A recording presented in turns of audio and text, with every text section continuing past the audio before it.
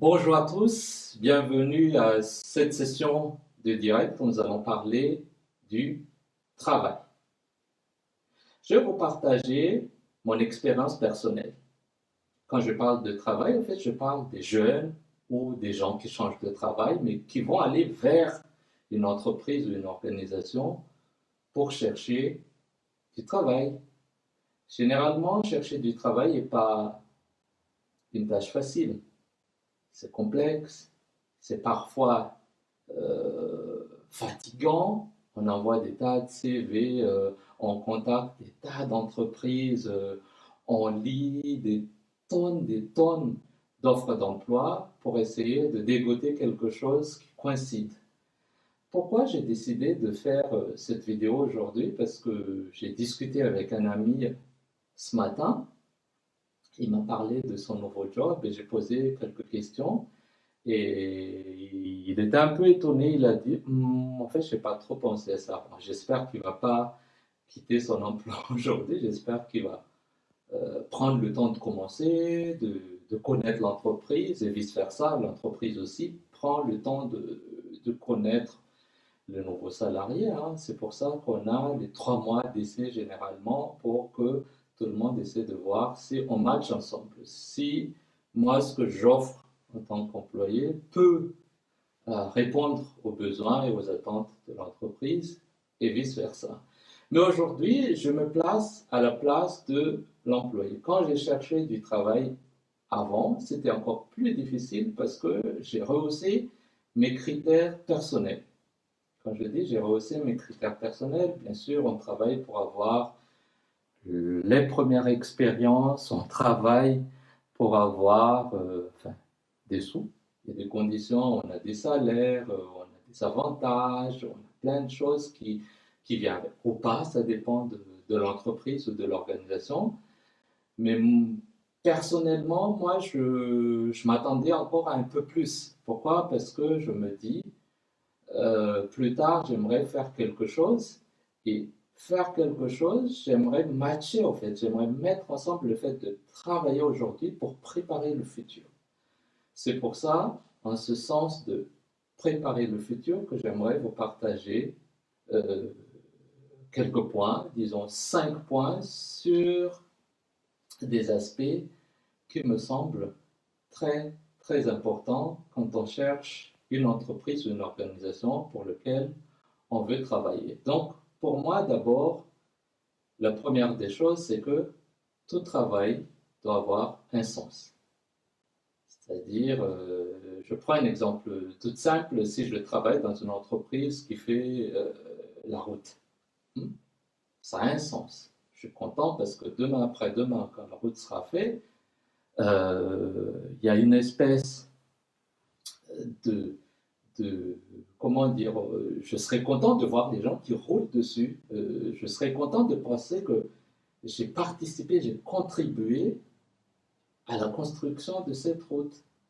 Donc il y a cette espèce d'autosatisfaction.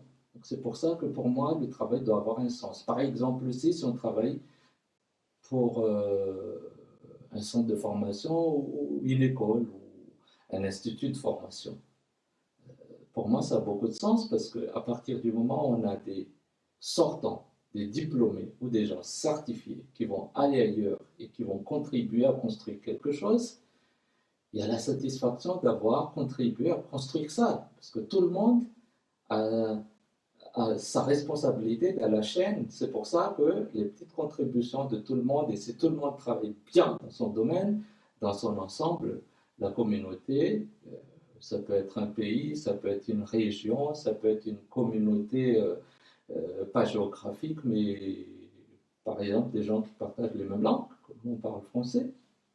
Donc la communauté évolue. Et c'est ça, avoir un sens, faire quelque chose qui a un sens, qui contribue au développement de l'humanité dans sa globalité. Quand je parle de développement, je ne parle pas seulement de, du développement économique, mais aussi des autres aspects du développement. Deuxième point, c'est essayer de voir les valeurs. Chaque entreprise, chaque organisation a ses cultures, ses valeurs, sa façon de faire. Pour moi, c'est très important. Est-ce que les valeurs matchent avec les miennes? Si ça va, bien évidemment, je serai heureux de contribuer, de travailler avec eux. Si ça ne matche pas, ben, désolé, ça va être compliqué.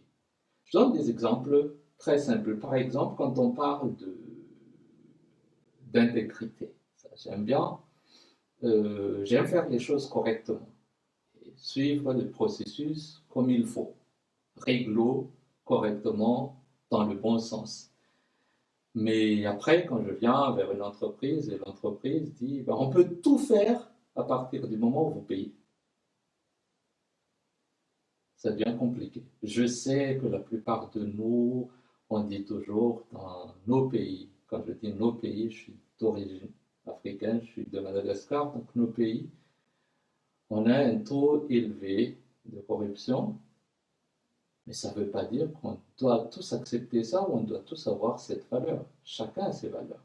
Je ne vous demande pas de partager la mienne, mais je dis juste que quand vous allez vers une entreprise, essayez de voir, d'identifier les valeurs de l'entreprise et bien évidemment de comparer par rapport à vos valeurs personnelles avant de vous engager. Sinon, ça va juste vous faire du mal. Ça peut vous stresser, ça peut vous donner des maux de tête. Je connais des gens qui en ont payé le frais. Donc, il faut éviter ça et commencer sur une bonne base. Troisième point, c'est tout ce qui est valeur ajoutée du travail. Quand on dit travail, on vient, bien évidemment, on offre ce service en tant que salarié. Mais un salarié devrait aussi évoluer. Et ce que j'appelle valeur ajoutée dans un poste ou dans une entreprise de manière générale, c'est ce que l'entreprise fait comme effort pour pouvoir augmenter ou élever notre compétence. Je parle ici par exemple des formations. Les formations, ce n'est pas forcément une formation où je dois aller dans un centre de formation, mais ça dépend aussi un peu de l'équipe. Quand on travaille, moi, je regarde toujours mon chef avant de commencer quoi que ce soit. Mon chef, c'est un peu comme mon modèle. Donc, j'apprends de lui. Si on a un chef qui n'est pas très bon, bien évidemment, on n'apprend pas grand-chose. Et ça peut être l'inverse.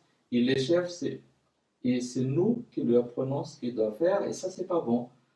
Parce que en tant que chef, bien sûr, il y a la question de gain, il gagne plus, il prend les décisions, c'est à lui, au fait, d'avoir beaucoup plus de connaissances. Bien évidemment, sur certains aspects, on ne peut pas tout avoir plus de connaissances que tous ses collaborateurs, mais de manière générale, c'est à lui de former son équipe. Donc, il y a cette formation déjà de chef à subordonné. Deuxième point, il y a aussi les formations externes. Est-ce que l'entreprise promouvoit ça? Il y a parfois des formations gratuites, mais sur une période plus ou moins longue. La loi nous donne, enfin, du moins chez nous, à Madagascar, la loi nous accorde 10 jours de formation par an. On peut utiliser ces 10 jours. C'est-à-dire que je prends ces 10 jours de formation, selon le code du travail, je n'ai pas à me justifier, ça ne peut pas être enlevé de mes vacances ou de mes congés. Est-ce que l'entreprise accepte ça? Parce que bien évidemment, tout ce qui est dans le code du travail, parfois, les entreprises ferment juste les yeux, ils ignorent, et parfois on n'a pas le courage, on n'a pas le temps, on n'a pas envie de se battre contre son entreprise, on n'a pas envie d'aller loin voir un inspecteur de travail. Tout ça coûte du temps, de l'énergie et des risques aussi, parce qu'on est dans un environnement où tout le monde se parle, tout le monde se connaît. Il faut faire la part des choses, bien évidemment. Si on est combatif et que c'est notre rôle, on pense que c'est à soi de faire ça, ben, on le fait. Si ce n'est pas le cas, bon, il faut voir, et si ça ne vous convient pas, vous n'y entrez pas. Toujours dans les valeurs ajoutées, il y a aussi les réseaux. Il y a des entreprises qui offrent la possibilité de participer à des événements, de voyager, de faire des tas de choses qui nous confrontent, en fait, qui nous donnent la possibilité de développer notre réseau dans ce qu'on fait, que ce soit avec les fournisseurs, avec les clients, avec les partenaires. Bon, il y a de multiples façons de développer ces réseaux. Et est-ce que l'entreprise offre ça? Est-ce que l'entreprise me donne la possibilité d'aller dehors, d'aller voir les clients? Est-ce qu'ils ont cette politique? Pour moi, c'est très, très important. Surtout si vous savez que plus tard, vous voulez être entrepreneur, vous avez besoin et de la formation et de ce réseautage. Donc, vous avez besoin de ce que j'appelle ici la valeur ajoutée du travail ou du poste que vous allez occuper. Donc, il faut y penser. Après, la question d'image. Quand je parle d'image, je parle surtout de la réputation. Bien évidemment, si on veut avoir un CV qui sera utile dans la prochaine étape, mieux vaut travailler dans une entreprise qui a de la notoriété, qui a une très bonne image, qui a de la réputation. Il y a des entreprises où quand on sort de là, on est plus ou moins sûr que avec la carte, enfin, ah, j'ai travaillé chez tel, c'est plus facile de trouver du travail ailleurs. Et on essaie tous de trouver ce genre d'entreprise. Et ça fait partie des éléments sur lesquels on devrait faire attention. Après, bien évidemment, maintenant, on est dans une période de crise sanitaire. C'est là où on peut mesurer la solidité de nos entreprises. Est-ce que je suis dans une entreprise solide financièrement? Est-ce que ce sont des entreprises, est-ce que c'est une entreprise dirigée par des gens responsables? C'est-à-dire des gens qui vont tout faire pour garder le maximum d'emplois, pour veiller au personnel. C'est très important. Cette question de solidité, que ce soit financière, avoir des gens combatifs qui protègent l'ensemble du personnel, c'est très important dans la démarche de recherche de travail. Après, il y a un dernier point, peut-être pour moi, mais après, il y a plein de points. Chacun a ses attentes, chacun a sa façon de faire, chacun a ses points qui les intéressent le plus. Mais ce que j'ai cité là, c'est ce que je regarde personnellement quand je cherche du travail et je tiens à les partager avec vous. Et pour moi, le dernier, c'est l'ambiance de travail. C'est-à-dire avoir des cultures d'entreprise relax, il y a de l'ambiance, où ça fait bon vivre. Pourquoi c'est important? Parce que un tiers de notre temps, on est généralement dans l'entreprise pendant la semaine. Du lundi au vendredi, on passe à peu près 8 heures. Et 8 heures, c'est un tiers de 24 heures. Déjà, on passe beaucoup plus de temps dans l'entreprise qu'ailleurs. Parce que 8 heures là, 8 heures de sommeil, ben dans 24 heures, il y a 3 fois 8. Les 8 restants, c'est pour manger, préparer les enfants, parler, discuter avec ses amis, prendre un verre, des tas de choses. Et ça ne peut pas être beaucoup plus grand en termes de fenêtre de timing que dans l'entreprise. Donc voilà, je tenais à partager ces quelques éléments. Si vous avez des éléments en plus, n'hésitez pas à les mettre en commentaire. Sinon, donnez aussi vos avis, vos opinions par rapport à ce qui est dit, par rapport à ce thème. N'hésitez pas à partager la vidéo si ça vous a plu. Et sur ce, je vous dis à très bientôt. Au revoir.